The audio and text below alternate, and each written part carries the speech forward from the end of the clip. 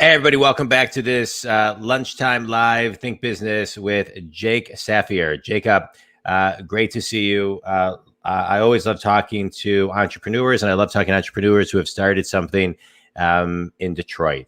Your company, a donut shop, you are the co-owner and operator, and basically you guys, you work on a variety of projects, including furniture and lighting, and spaces. And I want to kind of rewind a little bit. That's my phone. I want to rewind a little bit and just talk about, starting a company. You started in 2017 with your buddy Ian. Let's just talk about, in hindsight, what went right, what went wrong, lessons learned for all of the entrepreneurs that are, looking to start something today. So what was that journey like to start this business, and why did you choose the city of Detroit? Well, I guess first of all, thanks for having me on. Yeah, thanks for being here. And I get to tackle that second question, why Detroit? I think for us, we both went to University of Michigan, so we were kind of close by already and had little tastes of, neither of us are Michigan native. So we had little tastes of Detroit and had some trips here and there while we were in school. And, one of the nicest things was just kind of the barrier of entry to have a studio space and start really defining a space of our own here, that, didn't feel like it was possible to have in other cities. And it felt like a place where we could really, make a name for ourselves. And there were just watching all these new businesses and neighborhoods and everything just kind of be revived a bit. It felt like a really nice place to be and be able to kind of be a part of that. Yeah. And I would imagine that the design of Detroit, the energy of Detroit has a lot to do with it as well. I mean, how it has come back these last many years has been great. I mean, the energy down there, I mean, with COVID, I haven't really been down there much, but, prior to, and once this passes, I think it will ignite overnight. Mm-hmm. Yeah.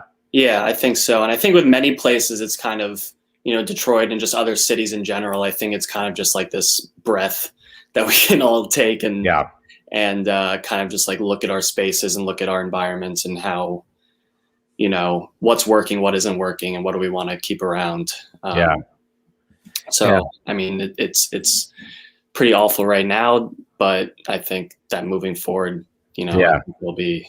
This too shall pass. But let's talk about design. I think, design is it's so custom, it's so personal, the things that you're doing. So, how do you kind of get into the client's mind and energy and, taste to design something so custom? Mm-hmm. I think one of the reasons we got into this business, other than, our desire to make things and design things, was, we both have an interest of actually meeting people and talking with them and just gaining insight into their lives. And so I think that that's part of that, initial, the initial start of designing anything is just kind of getting to know this person. And we don't want our business to be run like someone comes to us with a prompt and they ask us to make something and then we disappear and we come back in 2 weeks and here's something that we've created and take it or leave it. So, our goal is to bring people along on that journey, and our hope is that they enjoy that journey as well. And so let's talk about that journey for a minute. Yeah. Because I think a lot of times, business people, entrepreneurs, salespeople, a lot of times those are all one person. Mm-hmm. They don't necessarily know how to take the client on that journey. So what types of questions are you asking them? Because that journey to me would be, getting somebody, understanding where somebody is, understanding what they want, and asking them a lot of questions to raise their awareness and raise your awareness. So, what does that journey sound like, feel like, What is that? Yeah, it's changed a lot over the years. I think when we first started out, and this kind of almost goes back to your first question of just how our process has changed and learning from some of those mistakes. I think when we first started out, it wasn't as deep of a dive, and it was kind of just, share some pictures that you like. Do you have any Pinterest boards? And I think what we found is that people get caught up in these tag words, and you can just catch yourself in a loop when you're going through that kind of process, and you're just asking for people to share images that they like. Yeah. And so, moving forward, I think for us, really just having rather than emailing people, I think the more that we are now able to have a conversation with them, whether it's on the phone or a real site visit, and just getting personality from people. And when you do that, I think you can learn a lot just from the small talk, and not so much like the actual, interview questions that you kind of have set out. And so those are kind of good places to start. But I think we learn a lot just from, the side conversations with our clients. Yeah. The nuances.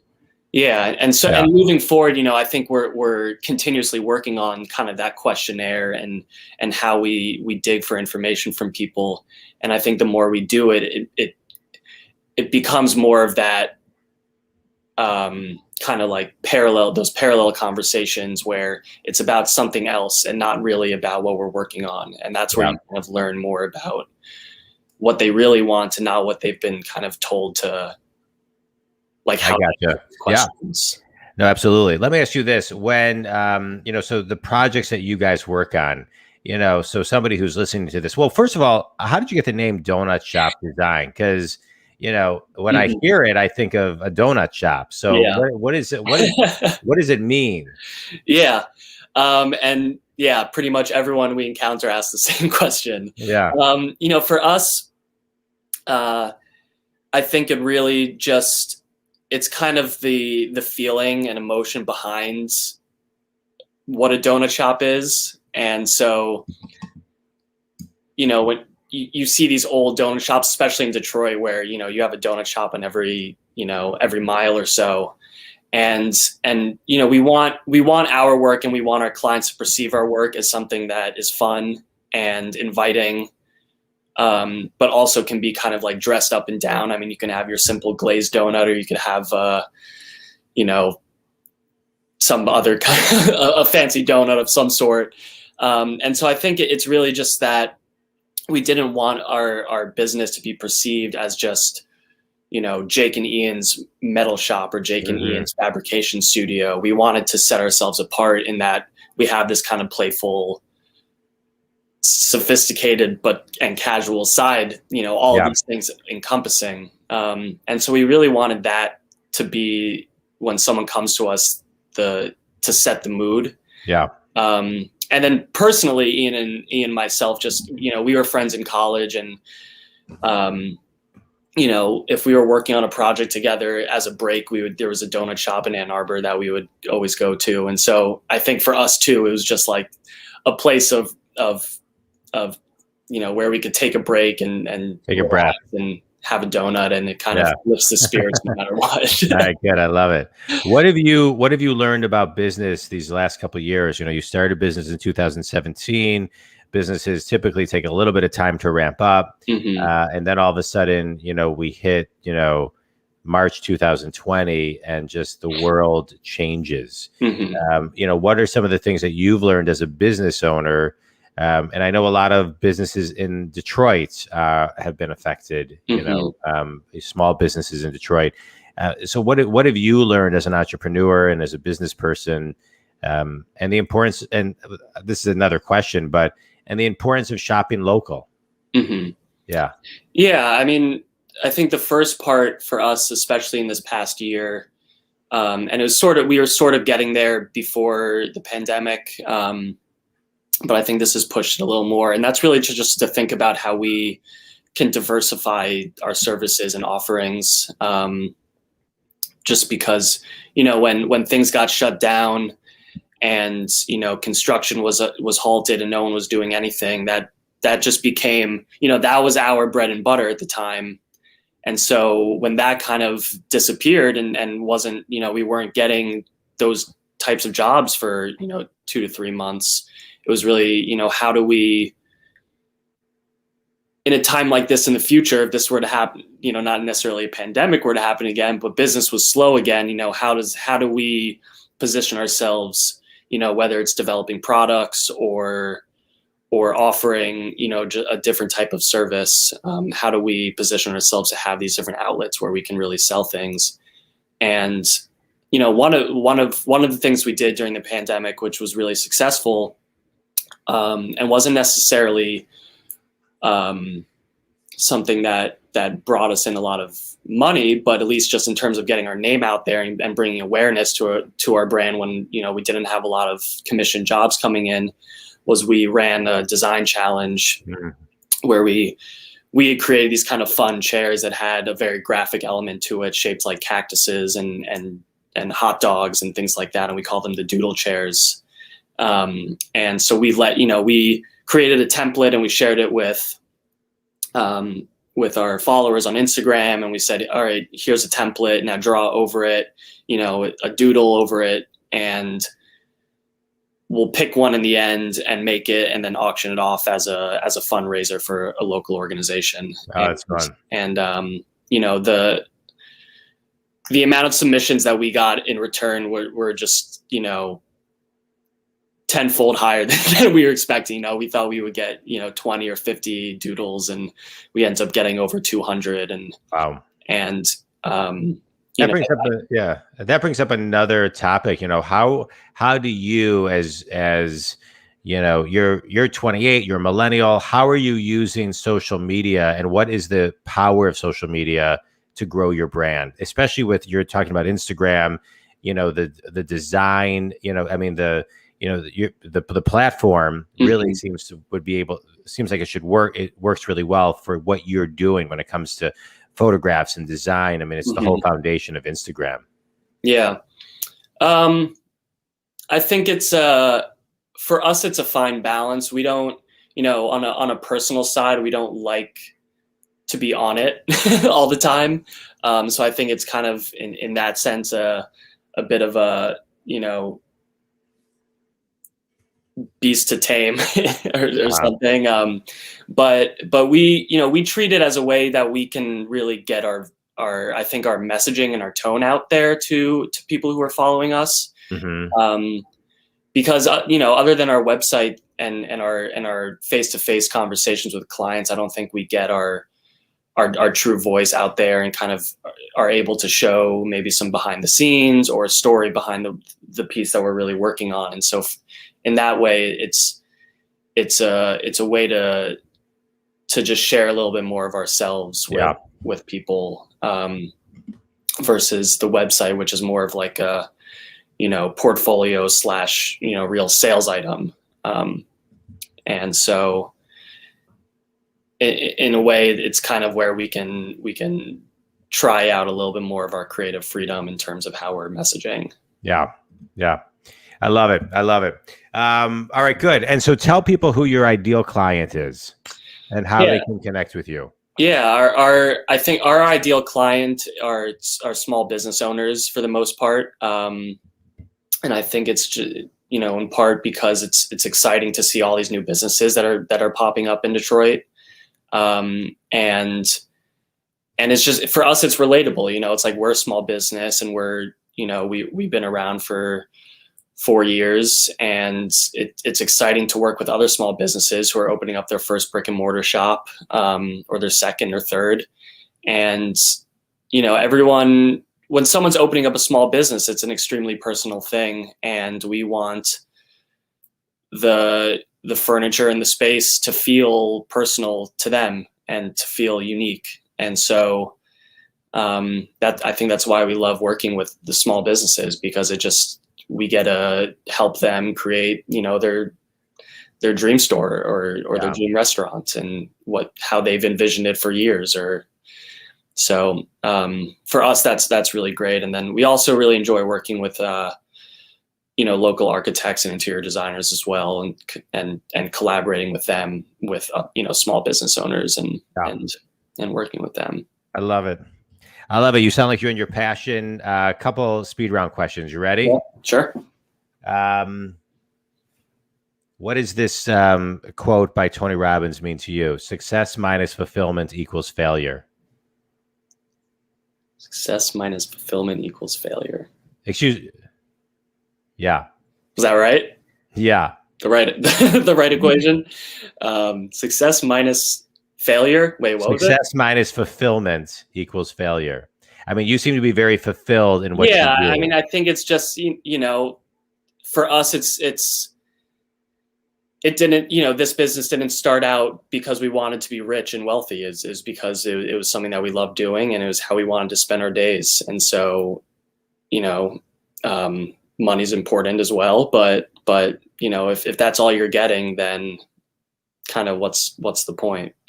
Yeah, I love it. Best piece of wisdom you've ever received?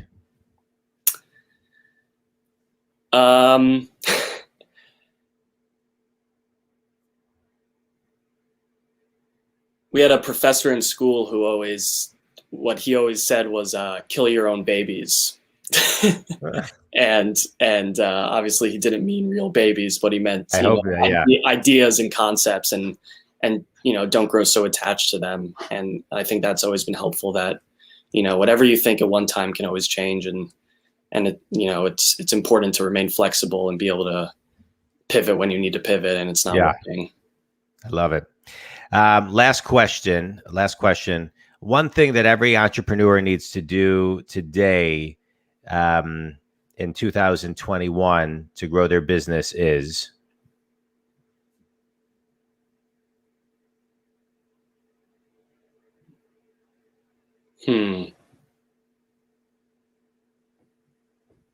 That's a tough one. I